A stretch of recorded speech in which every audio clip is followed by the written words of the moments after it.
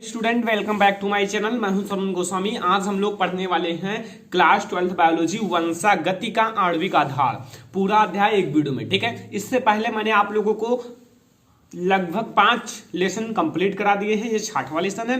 पहला जीवों में जनन, दूसरा पुष्पी पादपों में लैंगिक जनन, तीसरा आपका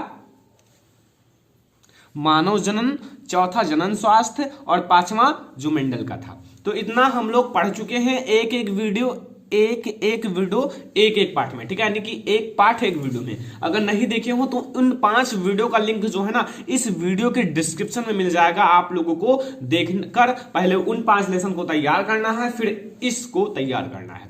तो आपको पूरा अध्याय समझने के लिए करना क्या है, वीडियो को लास्ट तक देखना। अगर आप हमें कुछ देना चाहते हो तो क्या कर सकते हो, केवल वीडियो को लाइक कर सकते हो, अपने 5 फ्रेंड्स के साथ शेयर कर सकते हो। अगर चैनल पर नए आए हो तो सब्सक्राइब कर लो बस। और आप लोगों का प्यार बहुत है। ठीक है, अब हम लोग चलिए शुरू करते हैं।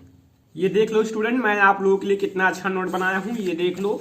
ठीक है, ये सब अभी मैं पढ़ाने वाला हूं और लास्ट में बहुत ही इंपॉर्टेंट पॉइंट है डीएनए आरएनए में अंतर। ये सब अभी मैं आप लोगों को पढ़ाऊंगा। अनुवांशिक कूट जो कि बहुत ही इंपॉर्टेंट है। ठीक है, फिर यहाँ अनुलेखन और यहाँ देखो रूपांतरण, फिर यहाँ फिंगर प्रिंटिंग, ये सब अभी देखने वाले हैं। ठीक है, लास्ट तक देखते रहिए, बहुत ही इंपॉर्टेंट है। यहाँ देखो स्टूडेंट, स्वीडन के वैज्ञानिक फ्रीडरिच मिसर ने न्यूक्लिक अम्ल की खोज किया था। जो स्वीडन के वैज्ञानिक फ्रीडरिच मिसर जो थे ना, उन्होंने न्यूक्लिक अम्ल की खोज की थी। ठीक है, ऑब्जेक्टिव में पूछा जाता है, किया था। यह केंद्रक में पाया जाता है और इसलिए इसका नाम न्यूक्लिन रखा। देखो पहले क्या थी ना, स्वीडन के वैज्ञानिक फ्रीडरिच मिसर ने इसका नाम क्या रखा, न्यूक्लिन रखा। क्या, न्यूक्लिन। लेकिन बाद में जो अल्टमान ने इसका नाम क्या रखा, न्यूक्लिक अम्ल रखा। ठीक है, आपसे पूछा जा सकता है कि स्वीडन के वैज्ञानिक फ्रेडरिच मिसर ने न्यूक्लिक अम्ल का नाम क्या रखा था, तो आपको बताना है न्यूक्लिन। ठीक है, और अगर अल्टमान से पूछा जाए, अल्टमान ने इसका नाम क्या रखा था, तो न्यूक्लिक अम्ल। तो यहां से आपको समझ में आया। देखो आप लोग जैसा मैं नोट है ना ऐसे आपको नोट करना है। अभी मैं आप लोगों को अच्छे से समझाऊंगा। ठीक है, यहाँ आपको पहले कुछ बारीकी से इस पार्ट के बारे में समझ लेना है। ठीक है, अब यहाँ आपको समझो, ये 2 प्रकार के होते हैं। जो न्यूक्लिक अम्ल होते हैं 2 प्रकार के होते हैं, डीएनए और आरएनए। अगर आपसे पूछ ले, बहुत बार पूछा गया क्वेश्चन है डीएनए और आरएनए में अंतर, तो वो तो मैं अभी आपको आगे बताऊंगा। और अगर पूछ ले डीएनए और आरएनए का पूरा नाम क्या होता है, तो बहुत इजी है। डीएनए का पूरा नाम है डीऑक्सीराइबोन्यूक्लिक अम्ल या डीऑक्सीराइबोन्यूक्लिक एसिड। ठीक है, आप याद कर लो, ये बहुत इंपॉर्टेंट है, कई बार पूछा गया है। और आरएनए का राइबोन्यूक्लिक अम्ल, यहां केवल डीऑक्सी हटा देना है, फिर वही चीज है। ठीक है, क्योंकि डी से डीऑक्सी आ जाता है और राइबोन्यूक्लिक एसिड, और यहां आर से राइबो, एन से न्यूक्लिक एसिड। ठीक है, यहां तक समझ में आया। डीएनए आरएनए 2 चीजें समझ में आई, फुल फॉर्म केवल समझ में आया। ठीक है, अंतर अभी आपको आगे मिलेगा। ठीक है, इसमें जो होता है ना, डीएनए सभी जीवों में अनुवांशिक का कार्य करता है। मतलब जो डीएनए है ना वो सभी जीवों में अनुवांशिक का कार्य करता है, सिवाय कुछ विषाणु को छोड़कर। मतलब कुछ विषाणु जो होते हैं ना कुछ चीजों में अनुवांशिक का कार्य करते हैं। ठीक है, कुछ विषाणु कुछ चीजों में अनुवांशिक का कार्य करते हैं, नहीं तो डीएनए ही अनुवांशिक होता है। ठीक है, अनुवांशिक पदार्थ होता है। ठीक है, जैसे यहां देख लो, टीएमवी एचआईवी में आरएनए अनुवांशिक कार्य करता है। ये जो एचआईवी रोग है ना और टीएमवी, इसमें जो होते हैं ना अनुवांशिक पदार्थ जो होते हैं ना वो विषाणु होते हैं, और सब में विषाणु होते हैं। मतलब विषाणु होते हैं, इसमें विषाणु पाए जाते हैं, लेकिन इसमें जो अनुवांशिक पदार्थ होता है आरएनए होता है।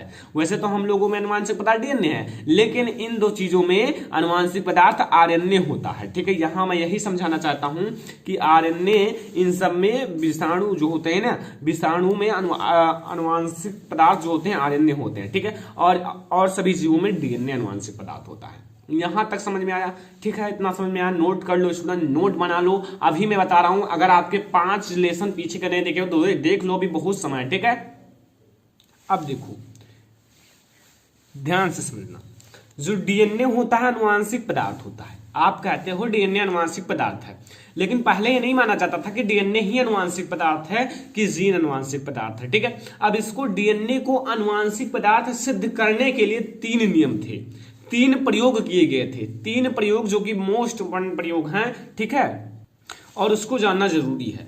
पहला प्रयोग है ग्रिफिथ का रूपांतरण प्रयोग। बुक ले लो साथ में, ठीक है, और अच्छे से समझो।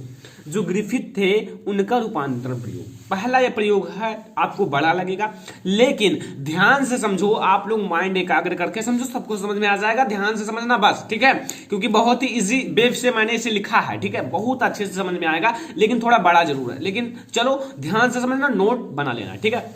एक ब्रिटिश डॉक्टर, कौन थे?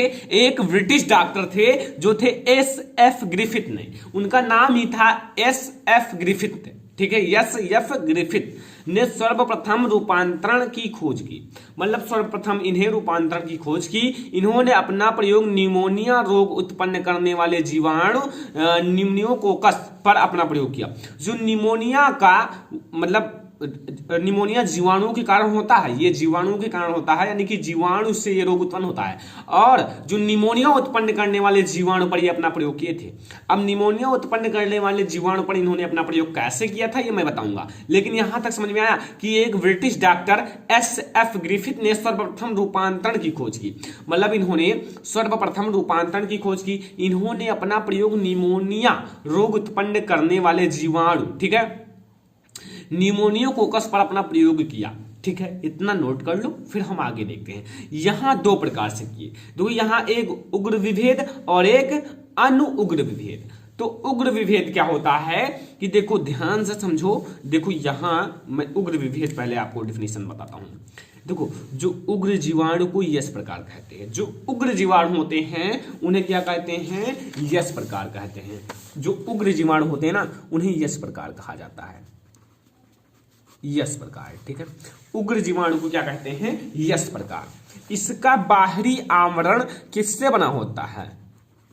पॉलीसैकेराइड, ठीक है, पॉलीसैकेराइड से बना होता है। इसका जो बाहरी आवरण होता है, यस प्रकार के जीवाणु होते हैं, इनका जो बाहरी आवरण होता है ना वो पॉलीसैकेराइड से बना होता है। यह निमोनिया रोग उत्पन्न करने में सक्षम होता है। और ये जो होता है ना उग्र विभेद यानी कि यस प्रकार, ये जो यस प्रकार होता है ना ये निमोनिया, जो निमोनिया रोग है ना, ये निमोनिया रोग उत्पन्न कर सकता है, यानी कि इसके लिए ये सक्षम होता है, उत्पन्न करने में सक्षम होता है। कौन? ये जो उग्र विभेद यानी कि यस प्रकार का जो जीवाणु है ना ये निमोनिया रोग उत्पन्न करने में सक्षम होता है, ठीक है। लेकिन आगे समझो, अनुउग्र, देखो अनुउग्र क्या है? देखो इस जीवाणु को आर प्रकार, इस जीवाणु को क्या कहते हैं? आर प्रकार। उसको क्या कहते थे? यस प्रकार। लेकिन इसे क्या कहते हैं? आर प्रकार कहते हैं। इसकी बाहरी जो भित्ति होती है ना खुरदुरी होती है, खुरदुरी, ठीक है, यहां दुरी लगा लो, खुरदुरी, ठीक है, खुरदुरी होती है। यह निमोनिया रोग उत्पन्न, देखो ये निमोनिया रोग उत्पन्न नहीं करता। ये जो होता है ना ये आर प्रकार का जो जीवाणु होता है ये निमोनिया रोग नहीं उत्पन्न करता, ये निमोनिया रोग उत्पन्न नहीं करता है, ठीक है। लेकिन जो यस प्रकार का होता है ना ये निमोनिया रोग उत्पन्न करता है। अब इसी यस प्रकार और आर प्रकार के बारे में हम लोग समझने वाले हैं, इन्हीं दो के बारे में, ठीक है। अब देखो प्रयोग अब हम लोग देखेंगे, उनका 4 प्रयोग था, छोटा छोटा प्रयोग है, ठीक है। तो समझो अभी आपको समझ में आ जाएगा, ठीक है। सबसे पहला देखो ब्रैकेट बना हुआ है, माजला ब्रैकेट, ठीक है।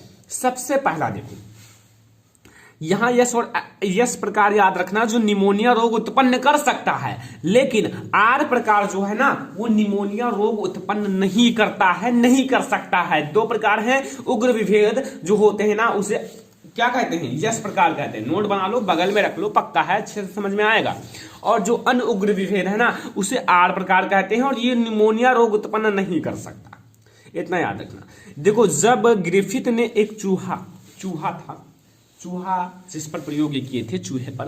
देखो जब ग्रिफिथ ने चूहा में इस प्रकार का जीवाणु उसके अंदर डाला, अब सोचो 2 प्रकार के हैं, यस प्रकार और आर प्रकार। अगर चूहे में यस प्रकार का जीवाणु उसके अंदर डालेंगे तो चूहा मर जाता है। क्यों? क्योंकि उसमें उसके अंदर क्या उसके अंदर निमोनिया रोग उत्पन्न हो जाता है, या फिर निमोनिया रोग लिख लो, कोई दिक्कत नहीं, निमोनिया रोग उत्पन्न हो जाता है। क्यों? क्योंकि जो यस प्रकार वाला होता है ना, यस प्रकार का जीवाणु, यस प्रकार का जीवाणु, ठीक है, ये निमोनिया रोग उत्पन्न करने में सक्षम होता है। यस प्रकार का जीवाणु जो होता है निमोनिया रोग उत्पन्न करने में सक्षम होता है। इसलिए अगर आप चूहा लो या कुछ भी लो, अगर देखो चूहे में अगर हम यस प्रकार का जीवाणु प्रवेश कराएंगे तो चूहा मर जाएगा, क्योंकि उसके अंदर निमोनिया रोग उत्पन्न हो गया। अगर हम लोग आर प्रकार का कराएंगे तो जाहिर सी बात है नहीं मरेगा। देखो ग्रिफिथ ने जब चूहे में आर प्रकार का जीवाणु प्रवेश कराया तो चूहा जिंदा रहता है। क्यों बताओ? क्योंकि जो आर प्रकार का जीवाणु है ना, उसमें निमोनिया रोग उत्पन्न ही नहीं होता। जब रोग उत्पन्न ही नहीं हुआ तो चूहा कहां मरेगा? आर प्रकार के जीवाणु अगर आप चूहे में प्रवेश कराएंगे तो निमोनिया रोग उत्पन्न नहीं होता है, लेकिन अगर हम यस प्रकार का जीवाणु चूहे में प्रवेश कराएंगे तो निमोनिया रोग उत्पन्न हो जाता है। तो इसीलिए कहा जाता है कि अगर हम आर प्रकार का जीवाणु ट्रांसफर कराएंगे तो चूहा नहीं मरेगा, जिंदा रहता है, लेकिन अगर यस प्रकार का तो वो चूहा मर जाएगा। यहाँ दो तो समझ में आ गए, बहुत ही इजी है, ठीक है, समझ में आ गए। अगर समझ में आ गया हो तो बहुत ही अच्छा है। देखो तीसरा, अब तीसरा समझो, बहुत इजी है। जब यस प्रकार के जीवाणु को 60 डिग्री सेल्सियस पर गर्म करने पर चूहे में प्रवेश कराते हैं तो चूहा जिंदा रहता है। चलो ठीक है, क्यों जिंदा रहता है? देखो यस प्रकार का है आपके हिसाब से तो उसके अंदर निमोनिया रोग उत्पन्न हो जाना चाहिए और तो मर जाना चाहिए। क्यों जिंदा रहता है? देखो स्टूडेंट, जब आप डॉक्टर के यहाँ जाते हो तो डॉक्टर कहता है गर्म पानी पियो। क्यों कहता है? वो नहीं कहता कि यानी कि जो पानी को उबाल दो और वो खौलता हुआ पानी पी लो, ये नहीं कहता, गर्म पानी पियो। देखो जब पानी को गर्म किया जाता है तो उसके अंदर जो जीवाणु होते हैं, बैक्टीरिया होते हैं, मर जाते हैं। अगर वो मर जाएंगे तो आपको स्वच्छ जल मिलेगा। स्वच्छ जल मिलने पर आप क्या होगा? कोई नुकसान नहीं होगा। अब जब यस प्रकार जीवाणु को 60 डिग्री सेल्सियस पर गर्म कर दिया गया तो उसके अंदर जो जीवाणु थे ना वो मर चुके हैं। अगर वो जीवाणु मर चुके हैं तो वो खाली सा बचा, अब उसके अंदर कोई जीवाणु नहीं है तो चूहा जिंदा रहेगा। क्यों? क्योंकि अगर हम उस चीज को यानी कि यस प्रकार का जीवाणु जो है उसको गर्म करेंगे तो जीवाणु जो होते हैं वो मर जाते हैं, और मर जाते हैं तो वो शरीर के अंदर जाते हैं तो कोई सक्षम नहीं होते हैं, फिर उत्सर्जन द्वारा निकल जाते हैं। तो इसीलिए चूहा जिंदा रहता है। ठीक है, समझ में आया? आई होप कि समझ में आ गया होगा। यहां देखो यस प्रकार का जीवाणु को 60 डिग्री सेल्सियस पर गर्म करने पर चूहा जिंदा क्यों रहता है? क्योंकि उसके अंदर जो जीवाणु होते हैं वो मर जाते हैं, और जीवाणु जब मर जाते हैं तो चूहे पर कोई असर नहीं पड़ता, और जब चूहे पर असर नहीं पड़ेगा तो चूहा जिंदा रहता है। चलो ठीक है, चौथा देखते हैं। चौथा समझो, ध्यान से समझना। देखो यहां लिखा हुआ है कि गर्म किए गए जीवाणु को आर प्रकार के जीवाणु में मिलाने पर जब चूहा में प्रवेश कराते हैं तो चूहा मर जाता है। अब जब ये जो गर्म किया गया है ना जीवाणु को आर प्रकार के जीवाणु में मिलाते हैं तो चूहा के अंदर अगर प्रवेश कराएंगे तो वो मर जाएगा। ठीक है, इतना याद रखना। ये प्रयोग नंबर 4 का, बस इतना ही आपको ग्रिफिथ का प्रयोग याद रखना है। और आई होप कि सब कुछ समझ में आ गए होंगे। बहुत ही ज्यादा इजी है, क्योंकि आप लोग अगर ध्यान से देखे होंगे तो कोई दिक्कत नहीं होगा। ठीक है, तो यहां आपको पहला समझ में आया ग्रिफिथ का प्रयोग, नोट कर लो, सब कुछ सरल है, अगर नोट करोगे तो बहुत ही अच्छा रहेगा। ठीक है, चलो अब हम लोग दूसरा प्रयोग देखते हैं। अच्छा सा देखो, एवरी, मैप्लियार्ड और मैकार्टी का प्रयोग, इन तीनों का अब हम लोग प्रयोग देखेंगे। देखो अभी मैं आप लोगों को ऐसा समझा देता हूं, ठीक है, तब आप लोगों को समझ में आएगा। देखो इन तीनों का हम प्रयोग क्यों देखेंगे? क्योंकि अभी आपको समझ में आ जाएगा कि डीएनए ही आनुवांशिक पदार्थ है, ये सिद्ध करना है। तो डीएनए ही आनुवांशिक पदार्थ है, ये हम लोगों को सिद्ध करना है। ठीक है, देखो यहां यस स्टेप यानी कि यस टाइप का है। ठीक है, यस प्रकार का जीवाणु, यहां 3 पात्र लेना है। यहां भी समझ में आ जाएगा सब कुछ, भाषा खुद लिख दोगे, कोई दिक्कत नहीं होगा। ठीक है, थ्योरी जो है ना खुद लिख दोगे। यहां आपको 3 पात्र लेना है। ठीक है, तो यहां एक में प्रोटीन, इसमें आर स्ट्रेन ये सब हैं। ठीक है, ऑलरेडी। और इसमें प्रोटीन है, इसमें कार्बोहाइड्रेट है, इसमें डीएनए है, ठीक है। अब इसमें प्रोटीन है, इसमें कार्बोहाइड्रेट है, इसमें डीएनए है। अब इसको जब मिलाया जाता है तो इसमें आर स्ट्रेन का कोई लक्षण नहीं दिखता है, और अगर कार्बोहाइड्रेट में भी आर स्ट्रेन का कोई लक्षण नहीं दिखता है, जबकि डीएनए में आर स्ट्रेन का लक्षण दिखता है। अब इससे भी सिद्ध होता है कि डीएनए ही आनुवांशिक पदार्थ है जो लक्षण को एक पीढ़ी से दूसरे पीढ़ी में ट्रांसफर करता है, ठीक है। यहां मैं आपको थोड़ा सा लिखा हुआ है उसे समझा देता हूं, ठीक है। मैंने क्या कहा समझो।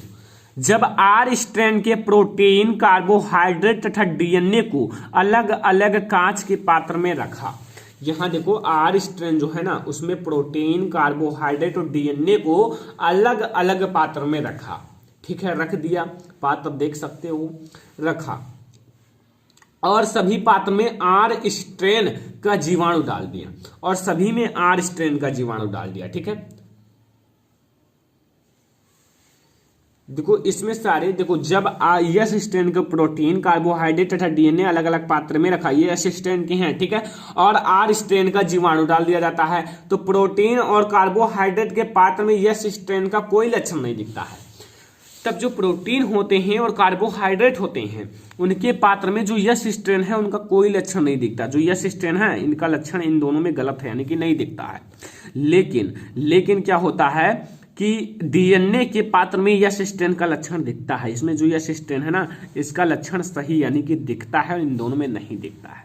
अतः इससे भी स्पष्ट होता है कि आनुवांशिक डीएनए ही आनुवांशिक लक्षण होता है। इससे ये सिद्ध होता है कि डीएनए ही आनुवांशिक लक्षण होता है, ठीक है। ये तो था दूसरा प्रयोग। अब हम लोग ये नोट कर लो, जैसा मैंने लिखा नोट कर लो अच्छे से, फिर हम लोग तीसरा प्रयोग देखेंगे। यहां थोड़ा आप लोग देखना, ठीक है। Alfred D Hershey and Martha Chase का नियम, इसे हम लोग कहते हैं शॉर्टकट में हर्शे और चेज का नियम, ठीक है। ऐसे पूछा जाता है हर्शे और चेज का नियम बताओ। तो पहले मैं बता देता हूं, यहां ध्यान से आओ। इन्होंने सिद्ध कर दिया कि डीएनए ही आनुवांशिक पदार्थ है, प्रोटीन नहीं। देखो कैसे, अंत में हर्शे एवं चेज ने यह सिद्ध किया कि एक जीवाणु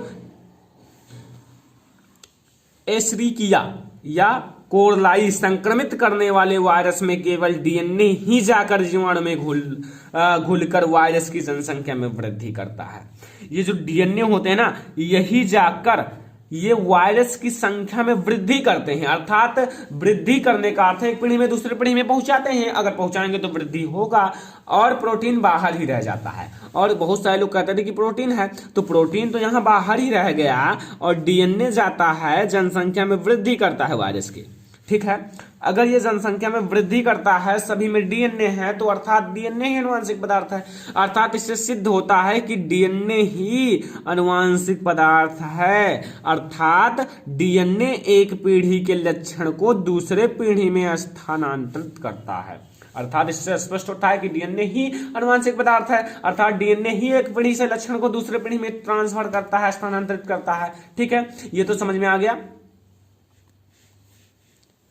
चलो ठीक है, इतना आप लोग नोट कर लो, ठीक है। छोटा सा नोट कर लो, फिर मैं आगे बढ़ता हूं, ठीक है। नोट कर लो अच्छे से, नोट जरूर बना लो स्टूडेंट, बिना नोट के आप लोग सफल नहीं होंगे, ठीक है। नोट जरूर बनाओ। यहां आप लोग समझ लो आरएनए के बारे में कुछ मैं आपको बताता हूं। आरएनए राइबोन्यूक्लिक अम्ल के बारे में देखो, आरएनए पहला आनुवांशिक पदार्थ था। आनुवांशिक पदार्थ जो आरएनए है ना पहला आनुवांशिक पदार्थ था, क्योंकि आरएनए का विकास डीएनए से पहले हुआ, ठीक है। जो आरएनए होता है ना राइबोन्यूक्लिक अम्ल एसिड, उसका विकास जो हुआ था ना डीएनए से पहले हुआ था, इसलिए हम लोग कहते हैं आरएनए पहला आनुवांशिक पदार्थ था।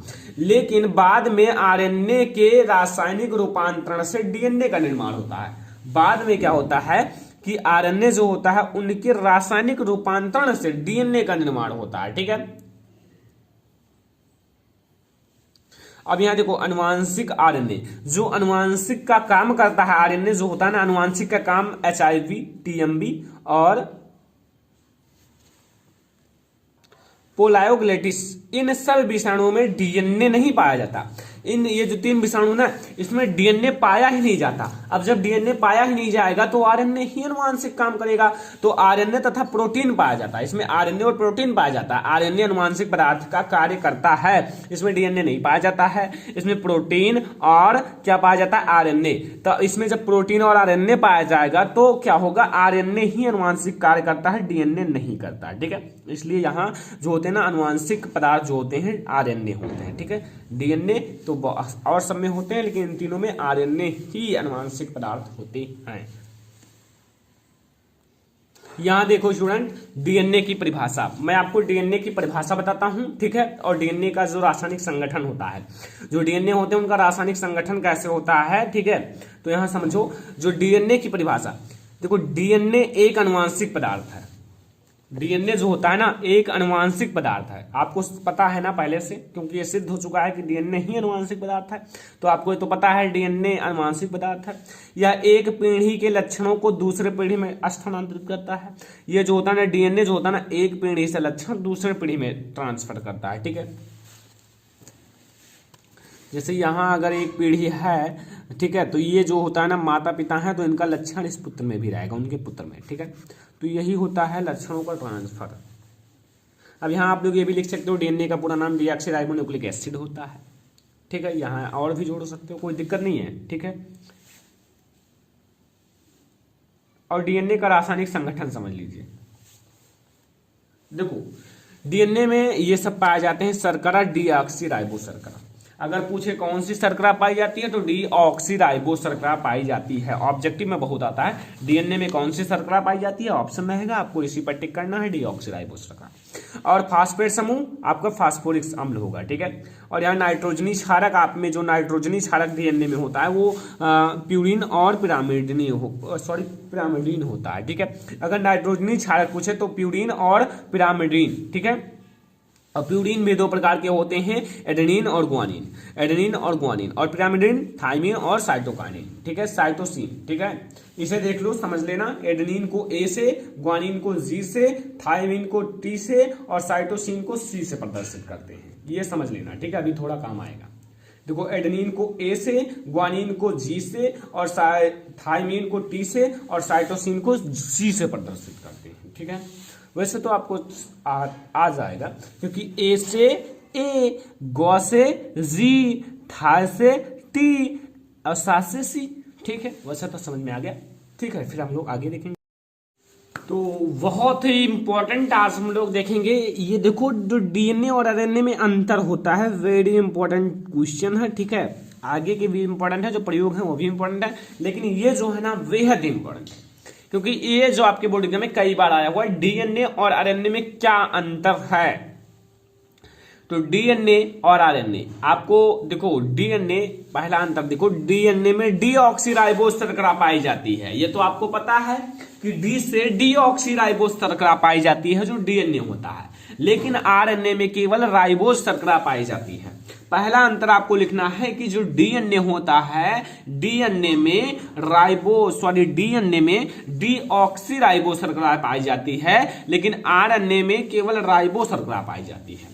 ठीक है, इसमें क्या पाई जाती है, डीऑक्सीराइबो शर्करा नहीं, यानी कि राइबोस शर्करा, लेकिन इसमें डीऑक्सीराइबो शर्करा पाई जाती है। इतना याद रखना, वैसा तो आपको याद होगा। ठीक है, लेकिन नहीं याद हो तो याद कर लो।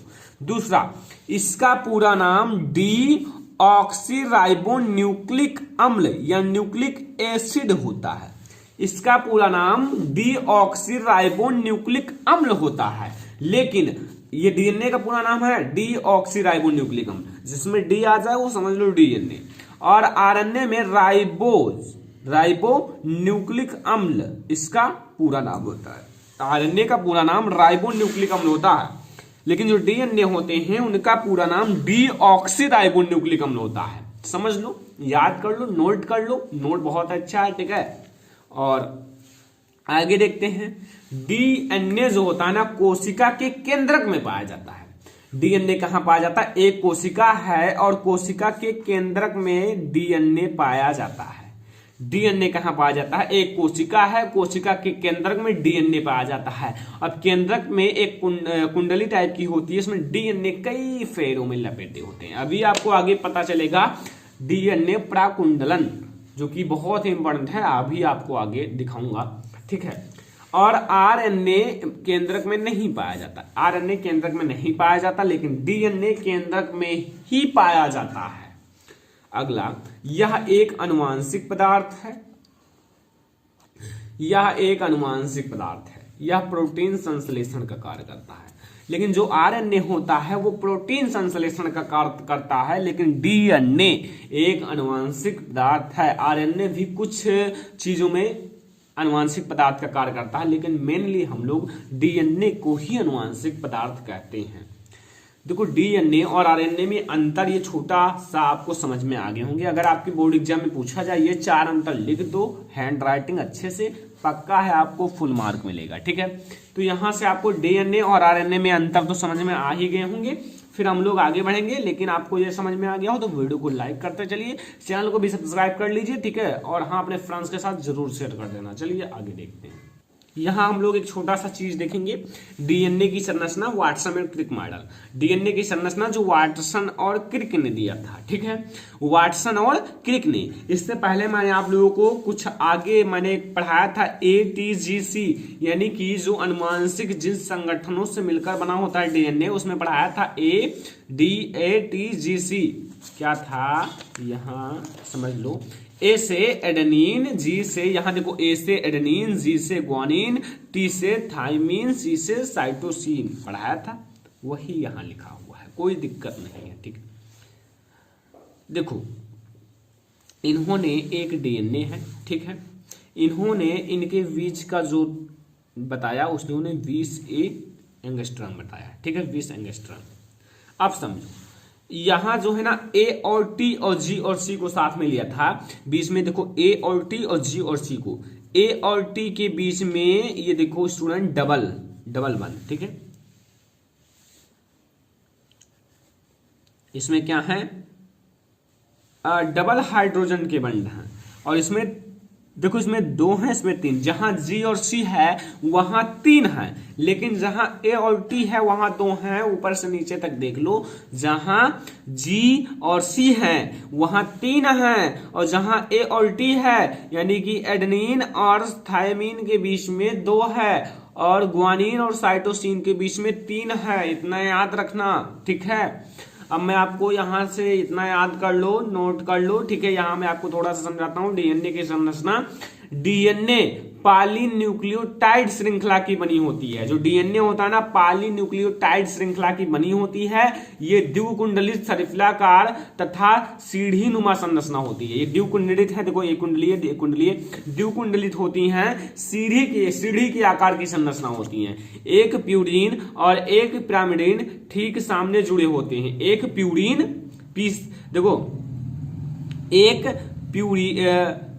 प्यूरिन और एक पिरामिडिन ठीक सामने जुड़े होते हैं, और जिसमें एडेनिन ए थाइमिन टी के साथ 2 हाइड्रोजन बंध के द्वारा जुड़े होते हैं, तथा ग्वानिन और साइटोसिन सी 3 बंध के द्वारा जुड़े होते हैं। यहां मैंने क्या बताया, जो ए से एडेनिन और टी से थाइमिन 2 हाइड्रोजन बंधों द्वारा जुड़े होते हैं, लेकिन जी से ग्वानिन और सी से साइटोसिन ये 3 हाइड्रोजन बंध, ये देखो 3 हाइड्रोजन बंधों के द्वारा जुड़े होते हैं, ठीक है।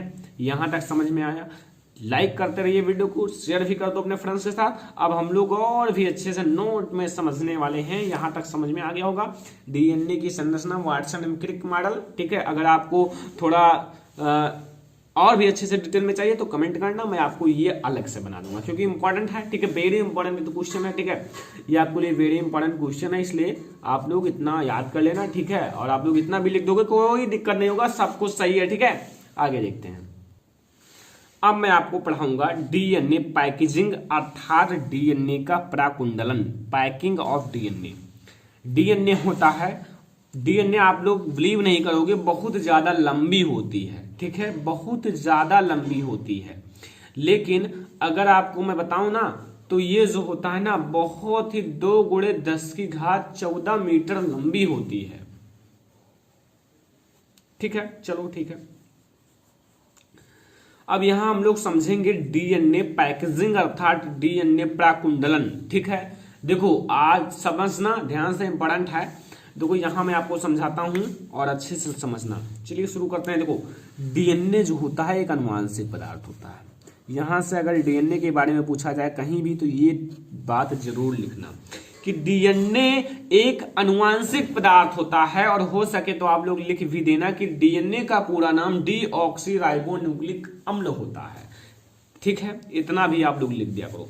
फिर आप लिखिए डीएनए मनुष्य के शरीर में कोशिका के केंद्रक में पाया जाता है। कोशिका के केंद्रक में बहुत ही लंबा पाया जाता है। जो डीएनए होता है स्टूडेंट, डीएनए जो होता है कोशिका, जो एक मनुष्य की कोशिका है उसके केंद्रक में बहुत लंबा पाया जाता है। ठीक है, डीएनए जो होता है शरीर की कोशिका, शरीर में कोशिका के केंद्रक में बहुत लंबा पाया जाता है, और डीएनए की लंबाई लगभग 2 मीटर होती है। अगर डीएनए की लंबाई देखी जाए तो ये लगभग 2 मीटर की होती है। ठीक है, अर्थात एक केंद्रक में कोशिका के केंद्रक में, ठीक है, यानी कि एक केंद्रक में 2 मीटर लंबा डीएनए उपस्थित होता है। एक केंद्रक में, केवल एक केंद्रक की बात की गई है, और एक केंद्रक में 2 मीटर का डीएनए उपस्थित होता है। अब एक केंद्रक में 2 मीटर का डीएनए उपस्थित होगा, अर्थात एक कोशिका में 46 डीएनए पाया जाता है। देखो समझो, यहां 2 मीटर का, अर्थात एक केंद्रक में 2 मीटर का डीएनए होता है, और एक कोशिका में 46 डीएनए पाया जाता है। एक कोशिका में 46 डीएनए पाया जाता है। और यहां ध्यान से समझना, और मनुष्य के शरीर में लगभग 10⁻14 कोशिकाएं पाई जाती हैं। 10⁻14 कोशिका पाई जाती है मनुष्य के शरीर में। ठीक है, 10⁻14 कोशिका। अब देखो इस कोशिका 10⁻14 कोशिका में कुल डीएनए जो होते हैं ना 2 × 10⁻14 मीटर होते हैं। इसमें अगर कुल डीएनए देखा जाए 10⁻14 कोशिका में कुल डीएनए जो होता है 2 × 10⁻14 होता है, 2 मीटर और 2 × 10⁻14 कोशिकाओं में। ठीक है, कुल डीएनए इतना होता है। ठीक है, यहां तक समझ में आया होता है, तो ये तो आपको समझ में आ गया होगा, क्योंकि ये इतना लंबा डीएनए होता है। ठीक है, आप लोग देख सकते हो 2 × 10⁻14 मीटर होता है। ठीक है, अब देखो, अब इतना बड़ा डीएनए मानव के शरीर के केंद्रक में व्यवस्थित होना आसान नहीं है। मतलब इतना बड़ा डीएनए जो होता है मनुष्य के शरीर के कोशिका के केंद्रक में व्यवस्थित होना कोई आसान बात नहीं है, बहुत बड़ी बात है। ठीक है, तो इस बड़ी बात को कैसे मतलब व्यवस्थित करना ही डीएनए पैकेजिंग कहलाता है, डीएनए प्राकुंडलन कहलाता है। ठीक है, यहां समझो, कुल डीएनए की लंबाई इतना मीटर है। एक विशेष प्रकार का प्रोटीन हिस्टोन की सहायता से, यहां एक विशेष प्रकार का जो प्रोटीन है हिस्टोन, हिस्टोन क्या है यहां समझो, हापी छोटी की मात्रा आधा सा टापी हिस्टोन। यह ये जो हिस्टोन नामक प्रोटीन है, हिस्टोन प्रोटीन हिस्टोन की सहायता से केंद्रक में कई बार कुंडलित होकर व्यवस्थित होता है। जो डीएनए होता है ना, ये कोशिका के केंद्रक में कई बार कई बार कुंडलित होकर व्यवस्थित होता है। इसी प्रक्रिया को डीएनए पैकेजिंग कहते हैं। इसी प्रक्रिया को डीएनए पैकेजिंग कहते हैं। अगर आपसे लघु उत्तरीय में पूछा जाए तो इतना आप लोग लिख सकते हो, नो एनी प्रॉब्लम, आप लोग इतना लिख देना। अगर अति लघु उत्तरीय में पूछा जाए केवल ये छोटा सा लिख दो, क्या डीएनए बहुत लंबी होती है, ये तो आपको पता ही है। और डीएनए को एक विशेष प्रकार का प्रोटीन, क्या प्रोटीन हिस्टोन केंद्रक में डीएनए को कई बार लपेटता है, अतः इसे डीएनए प्राकुंडलन कहते हैं। ठीक है, अगर आपको अति लघु में पूछा जाए तो ये लिखना, अगर आपसे लघु उत्तरीय में पूछा जाए तो ये लिखना। ठीक है, ठीक है, समझ में आया। तो यहाँ आपको डीएनए पैकेजिंग अर्थात डीएनए का प्राकुंडलन समझ में आ गया होगा। नोट करना है, पता है, नोट कर लो, ठीक है। फिर से आप लोग देख लो, मैं फिर से पढ़ देता हूं, नोट करते रहिए, ठीक है। जो डीएनए होता है एक अनुवांशिक पदार्थ होता है।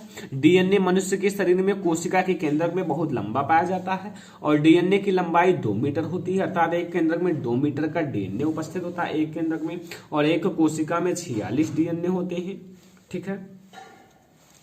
और मनुष्य के शरीर में लगभग 10⁻14 कोशिका पाई जाती है। इस 10⁻14 कोशिका में कुल डीएनए जो होते हैं ना की लंबाई 2 × 10⁻14 मीटर होती है। अब इतना बड़ा डीएनए माना उसके शरीर में कोशिका के केंद्र में व्यवस्थित होना असंभव है, यानी कि आसान बात नहीं है। नोट करते रहिए, सुनन मैं दिखा रहा हूँ।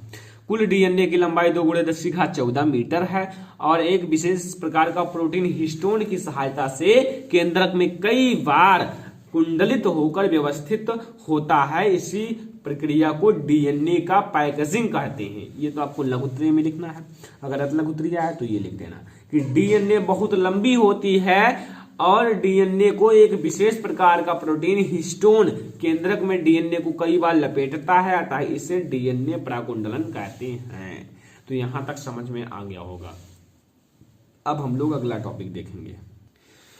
यह एक छोटा सा टॉपिक समझ लो स्टूडेंट, डीएनए का द्विगुणन या प्रतिलिपिकरण या प्रतिकृतियन, यानी कि प्रतिकृतियन का अर्थ होता है प्रतिलिपि, ठीक है, कि उसी की तरह सेम टू सेम बनाना, फोटोकॉपी। प्रत्येक कोशिका विभाजन से पहले अपने डीएनए अणु का संतति कोशिकाओं में जाने के लिए हुबहू नए प्रतिलिपि डीएनए में बदल जाता है।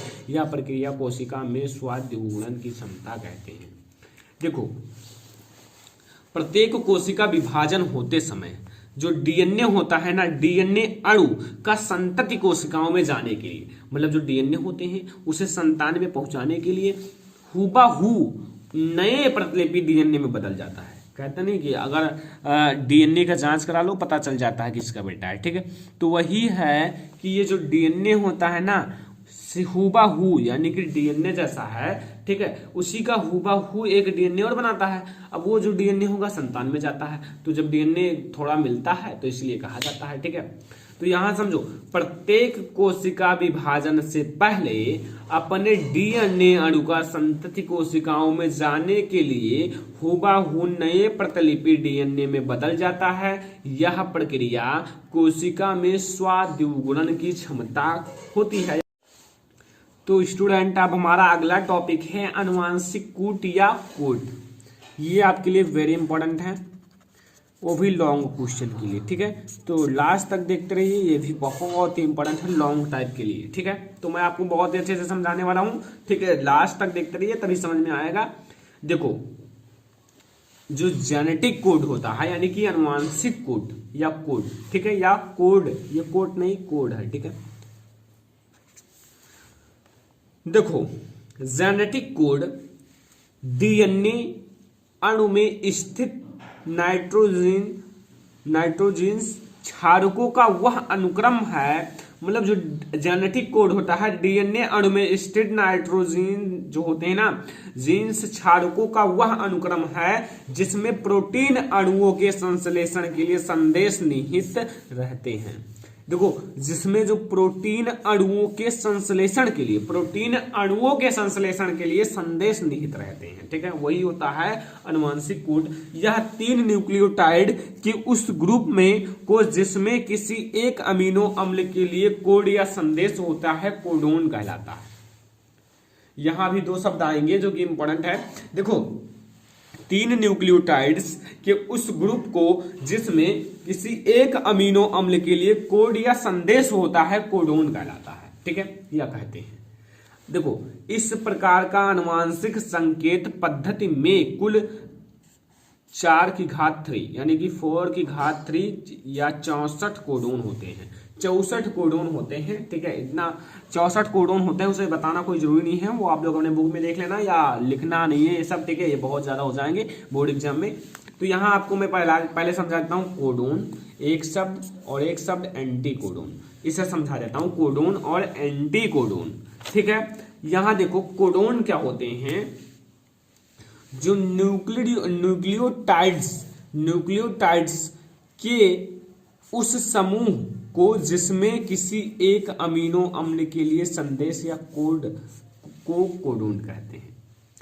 न्यूक्लियोटाइड्स के उस समूह को, न्यूक्लियोटाइड्स के उस समूह को जिसमें किसी एक अमीनो अम्ल के लिए संदेश या कोड को ही कोडोन कहते हैं। देखो समझो, न्यूक्लियोटाइड्स के उस समूह को जिसमें किसी एक अमीनो अम्ल के लिए संदेश या कोड हो उसे कोडोन कहते हैं। मतलब अमीनो अम्ल के लिए संदेश या कोड हो उसे कोडोन कहते हैं। ठीक है, अगला एंटीकोडोन।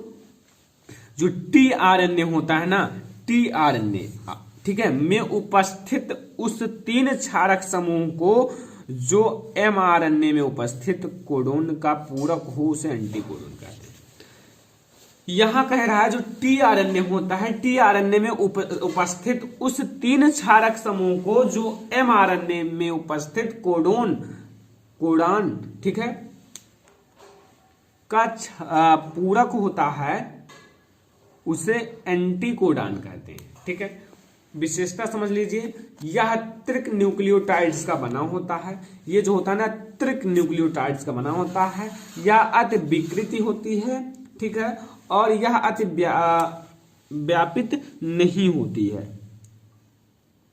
2-3 विशेषता और समझ लो। चौथा, यह क्रमबद्ध होता है, मतलब ऐसे क्रम में तीनों लगे रहेंगे, 3-3-3-3-3-3, ठीक है, क्रमबद्ध होते हैं।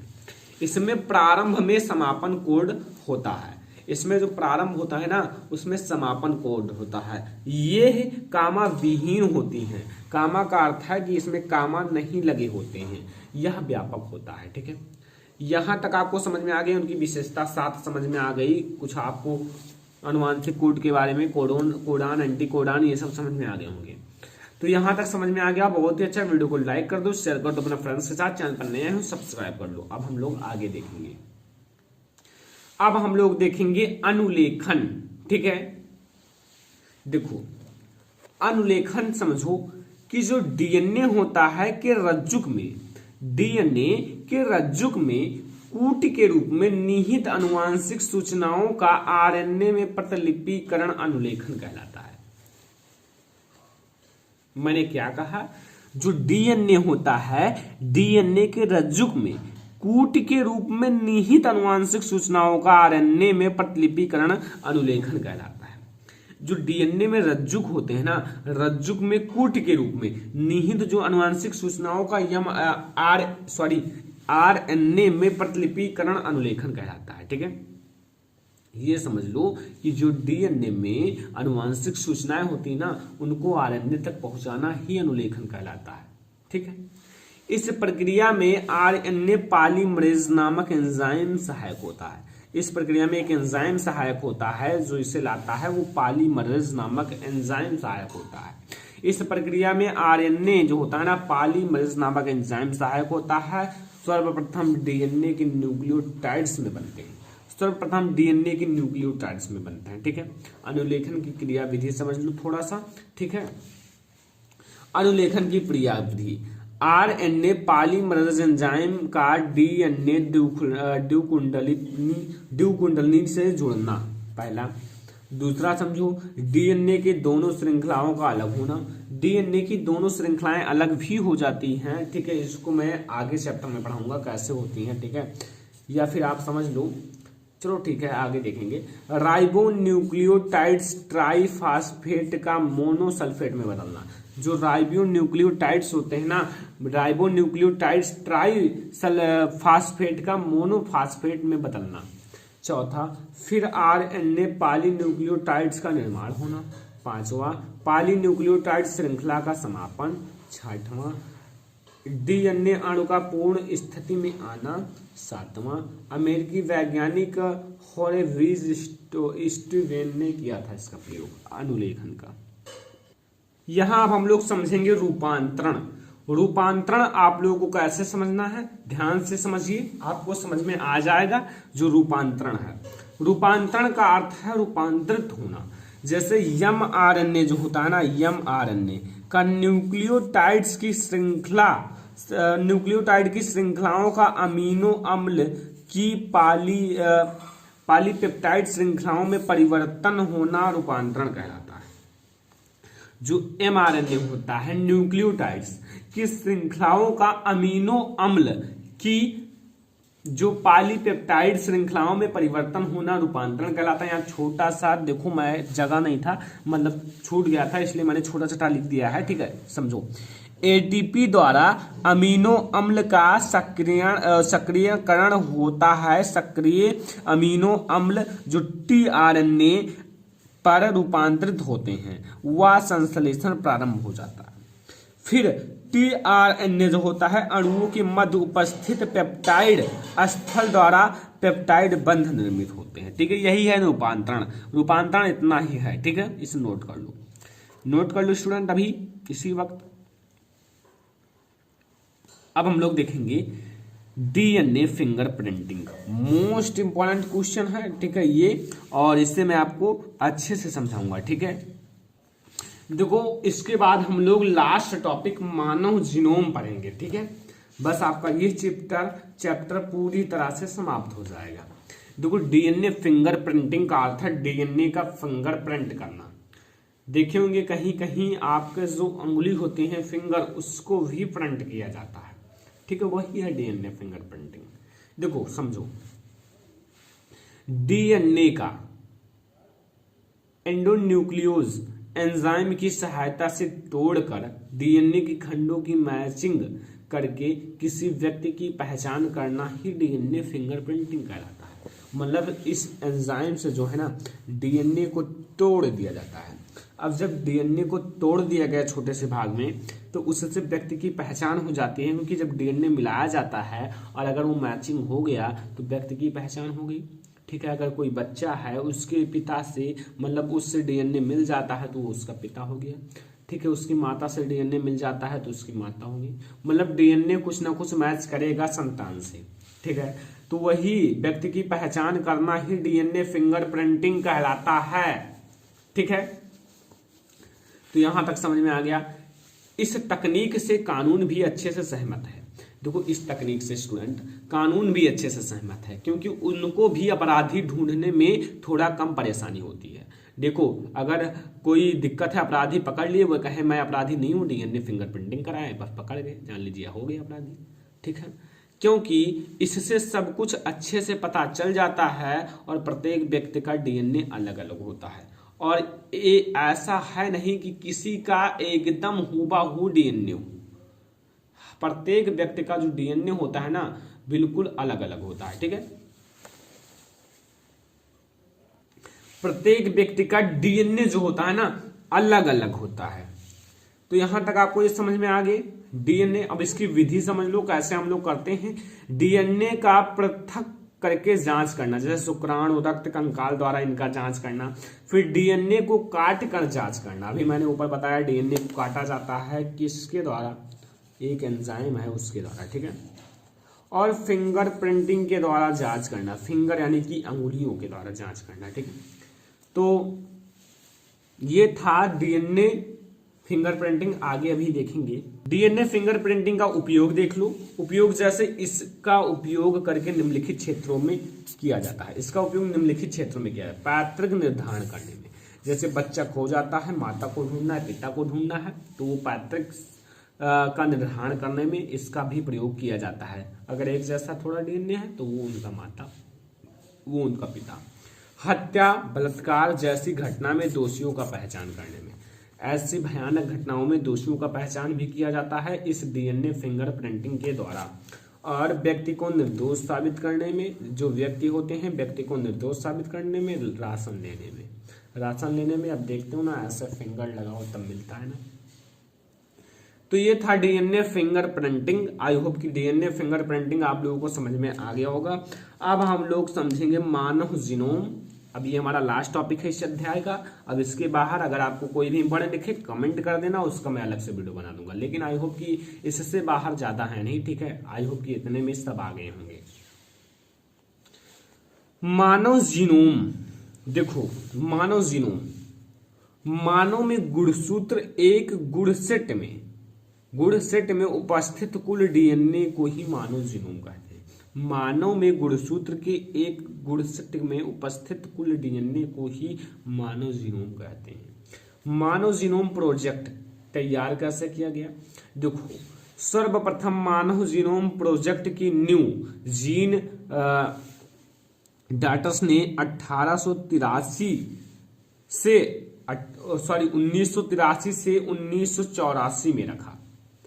वह परियोजना जिसमें मानव में विभिन्न डीएनए अणुओं में स्थित विभिन्न जीन्स का क्रम व उसमें स्थित न्यूक्लियोटाइड्स के क्रम को ज्ञात करके मानव की जैव सूचनाओं को जानने का प्रयास किया जाता है, उसे मानव जीनोम कहते हैं। जैसे स्टूडेंट देखो, जो वह प्रक्रिया, वह प्रयोजन जिसमें मानव के विभिन्न डीएनए, जो बहुत सारे डीएनए होते हैं ना, डीएनए में स्थित स्टूडेंट, जो डीएनए होते हैं, एक डीएनए होता है, उसमें स्थित विभिन्न जीन्स, बहुत सारे जीन्स जो हैं का क्रम, वह उसमें स्थित न्यूक्लियोटाइड्स के क्रम को ज्ञात करके मानव की जैव सूचनाओं को जानने का प्रयास किया जाता है, उसे डीएनए यानी कि जीनोम, मानव जीनोम कहते हैं। ठीक है, मानव जीनोम आप लोग नोट कर लो, ऐसे लिखना है, मानव जीनोम क्या होता है, ये है। ठीक है, मानव जीनोम का उद्देश्य क्या है, थोड़ा आप लोग समझ लो, 4-5। मानव जीनोम का उद्देश्य नंबर 1, अनेक जीवों के जीनोम का चित्रण करना। जो अनेक जीव हैं, अनेक जीवों के जीनोम का चित्रण करना, जो जीनोम यानी कि जीन का, ठीक है, जीवाणु, शैवाल, मक्खी, इन सब के जो है ना, इन सब के जीनोम का चित्रण करना। विभिन्न जातियों के विकास के क्रम ज्ञात करना, जो विभिन्न जातियां हैं उनके विकास का क्रम ज्ञात करना। तीसरा है जीनों के बारे में अच्छे से जानकारी के लिए, जो जीन होते हैं, बहुत सारे जीन होते हैं, विभिन्न जीन होते हैं, उनके बारे में अच्छे से जानकारी लेना, यानी कि जीनों को अगर जान जाए अच्छे से तो बहुत अच्छा रहता है। गुणसूत्र में स्थित जीन के क्रम को पता लगाना, जो गुणसूत्र होते हैं, गुणसूत्र पर जीन उपस्थित होते हैं, तो जीन का क्रम पता लगाना, ये भी मानव जीनोम का एक बहुत ही बड़ा उद्देश्य है। ठीक है, और असाध रोगों को ठीक करना, जो रोग होते हैं वो उत्पन्न होते हैं, अगर पूरा निचोड़ जान जाओ तो रोग भी ठीक हो जाएंगे। ठीक है, अगर जीन के बारे में सब कुछ जान जाओ तो रोग भी ठीक हो जाएंगे। ठीक है, जानते हो ना, एक गुणसूत्र की कमी से कितना भयानक रोग होता है, अभी आगे पढ़े हो, एक गुणसूत्र की ज्यादा होने से कितना भयानक रोग हो जाता है।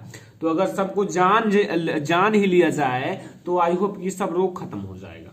ठीक है, एड्स जैसी जो बीमारी है ना, वो सब खत्म हो जाएगी। परिवार में सहलंगता का विकास किया जा सके। अगला 7वां, सामाजिक औषधि जातियां कठिनाइयों का समाधान व्यक्तिगत जीनोम सूचनाओं के अनुसार प्राप्त करने के लिए कानून बनाना। मानव जीनोम की उपयोगिता समझ लो।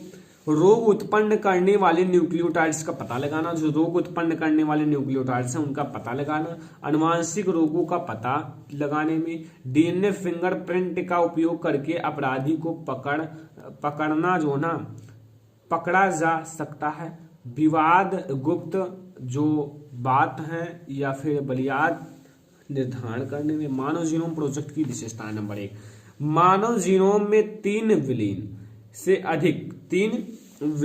से अधिक न्यूक्लियोटाइड्स होता है। 3 बिलियन यानी कि 30 लाख से अधिक न्यूक्लियोटाइड्स होते हैं। जीन के लगभग 3000 न्यूक्लियोटाइड्स होते हैं।